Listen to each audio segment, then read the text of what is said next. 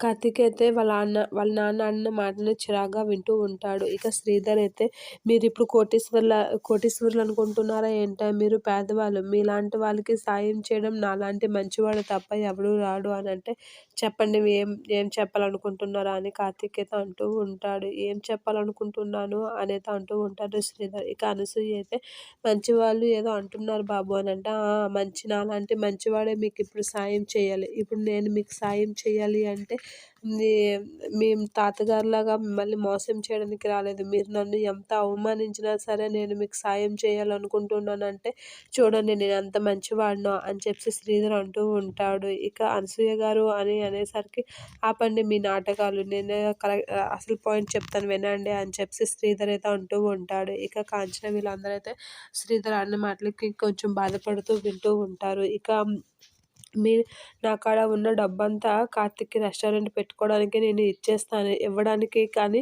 నావి 2 షరతులున్నాయి అనేతో అంటూ ఉంటాడు. ఆ 2 షరతులు ఏంటంటే మీరు నన్ను గతంలో చాలా అవమానించారు. అందరి ముందు నన్ను తక్కువ చేసి చూసారు. అందుకు మీ ఇద్దరూ కలిపి కార్తీక్ వాళ్ళ అమ్మ కలిపి నన్ను క్షమాపణ కోరాలి.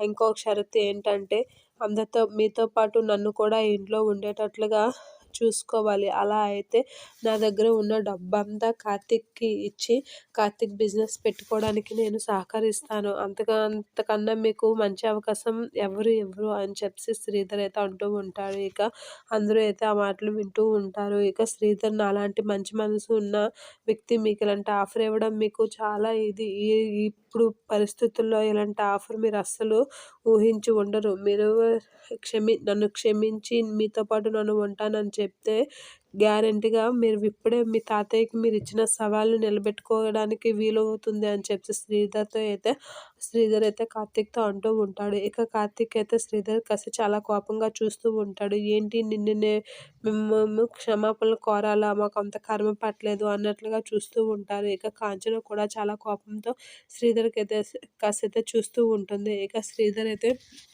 మీతో పాటు క్షమాపణ కోరి మీతో పాటు ఉండడానికి పర్మిషన్ ఇస్తే నా డబ్బంతా నీకే ఇస్తాను అని కార్తీక్ అంటూ ఉంటాడు కార్తీక్‌తో. ఇక కార్తీక్ అయితే ఏం చేయలేక అలా చూస్తూ ఉంటాడు. వాళ్ళ నాన్న మాటలన్నీ వింటూ ఉంటాడు.